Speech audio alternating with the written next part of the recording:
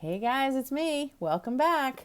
We're still talking about archetypes, and last time I did damsel and princess. That was a little bit long, so I apologize. When I do two, it might be a little bit longer.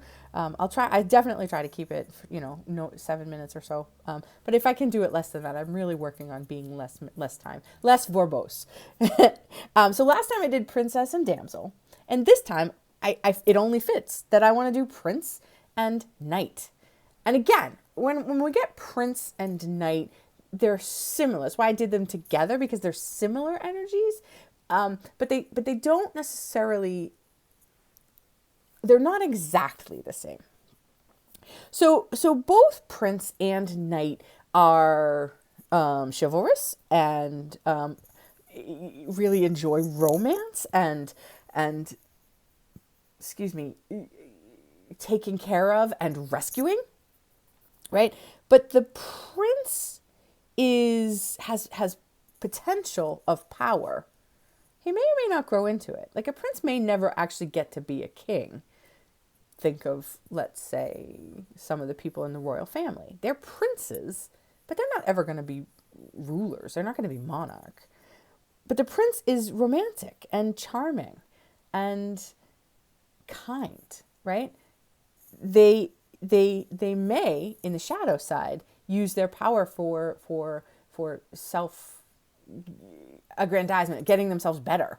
They may abuse that. As a prince in the shadow has the potential for that. But in the high side, a prince is charming and lovely and delightful. And you can think of any prince in any princess movie ever. They're sort of vague, and I mean, Prince Charming you can think of as the quintessential prince, and he's delightful, but he's also sort of vacant, right? And I know that was the time, that was how they portrayed him. But even in ABC had a show years ago called Once Upon a Time. I think it was just Once, and it was a retelling of all the stories. And Charming was a character. He was a character in the show, and he was more of a knight than a prince, because the knight, yes, is chivalrous and love and romance, but there's also an honor code with knights. There's a respectability. There's a solidity to a knight. Like, a knight is chivalrous, but they're also stalwart and solid, and I mean, you can count on a knight to be there for you. I actually hold. I have a knight. My knight is a rescuer, sort of superhero. But I have some knight in me. I'm chivalrous. I hold doors for people. I have an honor code. I have a moral sort of compass. There's a solidity to me because I have that knight archetype, and I have a love of damsels. I love damsels. That's been they're sort of my downfall. In the high side, that love, that romance, that chivalrous makes me sort of like solid. In the shadow side, a knight can have sort of allegiance to a destructive ruler, or they might have, like, for me, it was always romantic delusions that I had to sort of wade through. Like I said, I love damsels, but sometimes I fall in love with the wrong person or the wrong reasons, or I have these sort of expectations of a relationship that aren't possible.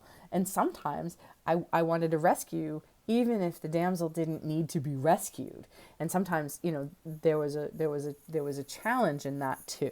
So whether you have a knight or a knight or a prince, there is charm. The prince is charming. The knight is chivalrous.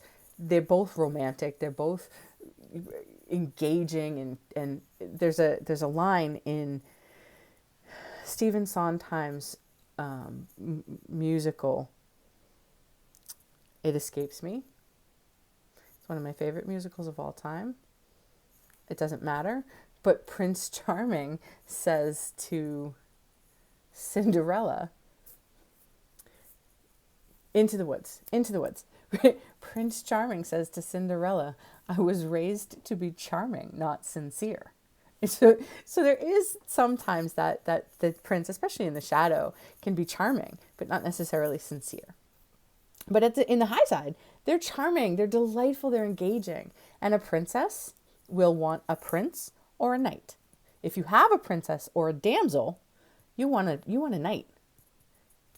Or maybe a prince.